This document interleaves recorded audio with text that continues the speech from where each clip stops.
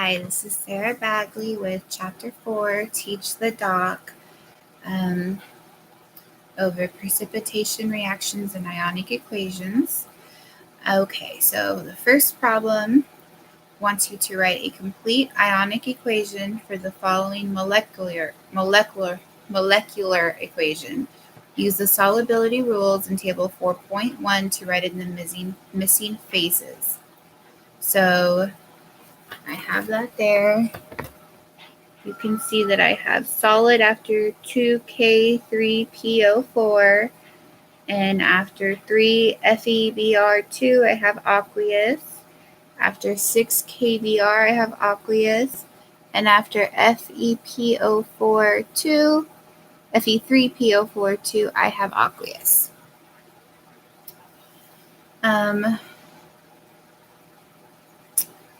And let's see here.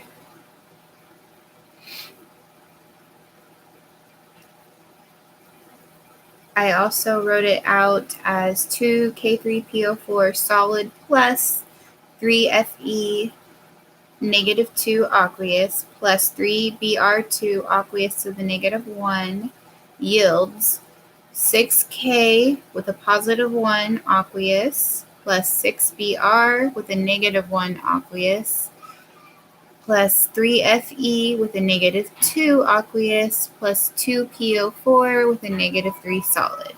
And again, you can see how I have it completely written out, and the two solids aren't broken down any further because they're solid, so they can't be broken down any further into separate charges.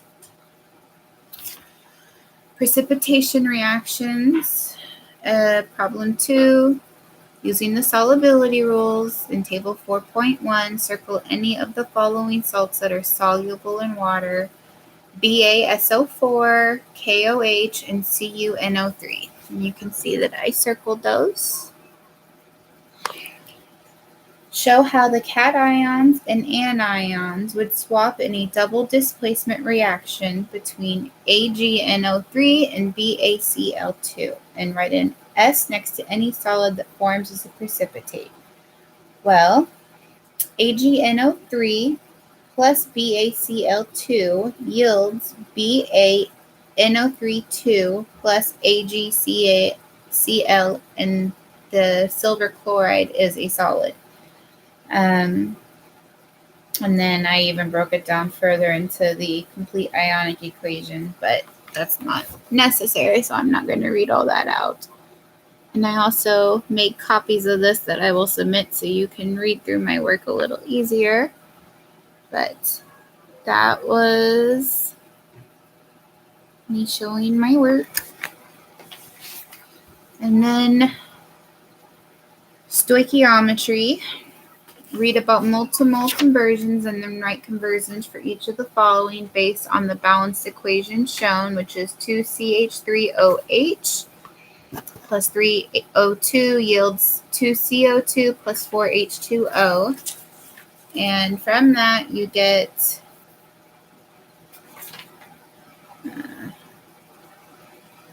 so 3 doesn't have anything after it, so it just goes to 4 because it just gives you the balanced equation, but it doesn't give you anything to do after that. So I went on to 4, which is using dimensional analysis, convert from 3.56 moles of CH3OH to the number of moles of O2 required. So 1 molecule of O2 is equal to 3 molecules of O2 over 2 molecules of 3CH3OH times 3.56 moles of CH3OH, giving an answer of 5.34 moles of O2. I'm not quite sure, but there's an answer over to the side. I didn't even notice that till now. I'm not sure why that was there. I'm guessing that was an accident. Is that on the other pages? No. Okay, the next one, it says to calculate the number of moles of water formed when 15 moles of oxygen, O2, completely react. So moles of H2O is equal to 4 moles of H2O over 3 moles of O2 times 15 moles of O2 equals 20 moles of H2O. And I have that all written out. And according to the side, I got it right. I don't know if that's right or not. I don't pay attention when I see that because it could have been something left over from something else. Okay, so 6, we're supposed to do the molar mass of these. And it gives that for you. Okay. So based on the above equation, calculate the theoretical yield and percent yield of C6H8Br4 for an experiment where 15 grams of C6H12 are reacted with 95 grams of Br2 to give 55 grams of C6H8Br4. So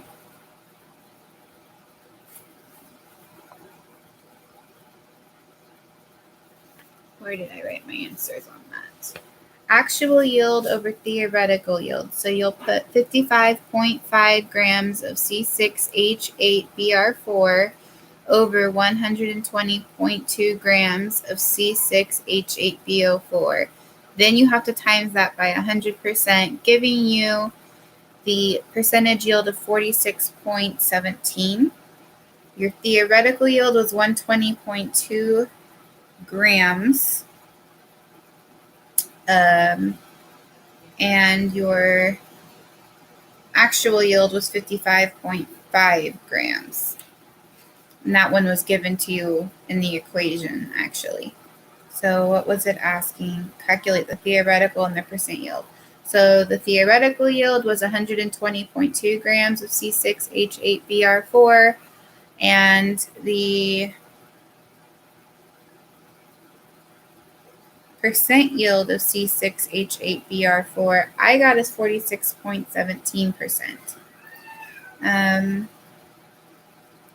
So this is my work on that one. You can see I wrote it all out there. And again, this I took a copy of and I'll be submitting it with this video because I know you like to look at it.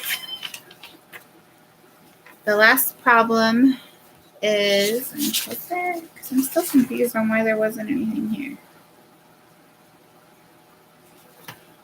Oh, I see. I wrote it down. Okay, let's go back to number 3 real quick. I did write it down over here. I just got confused. So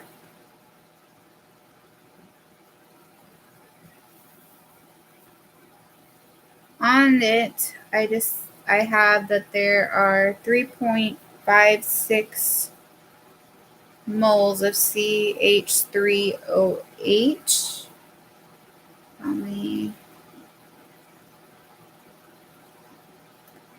Oxygen is required.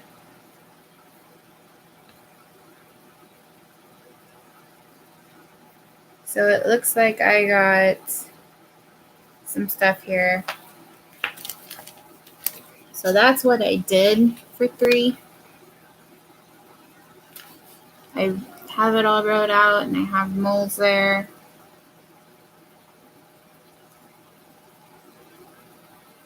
So I said that 3 moles of oxygen over 2 moles of CH3OH, and I got 3.56 moles for CH3OH equals 5.34 moles of O2. And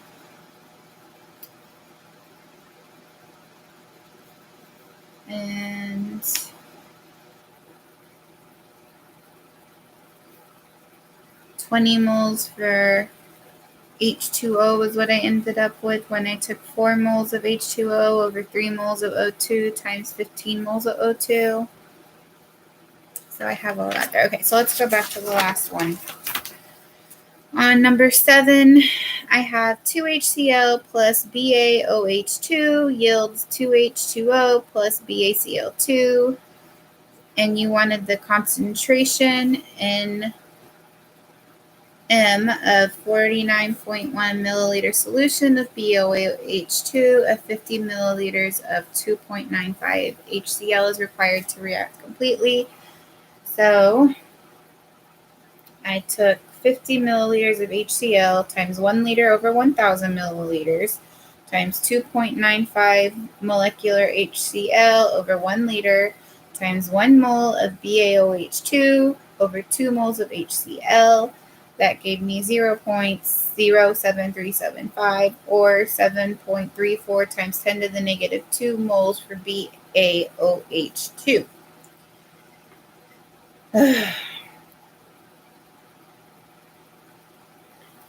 And then I took moles of BaOH2 over the solution. So 7.34 times 10 to the negative 2 over 49.1 times 1 liter over 1,000 milliliters, giving me 1.495 m of BaOH2. And again, this is something that you will be able to look at more because I've uploaded it. But that is what I got there. This one was not easy for me. This took a lot of time. It was not an easy section. Just so much math in it. That was my Teach the Doc for this week.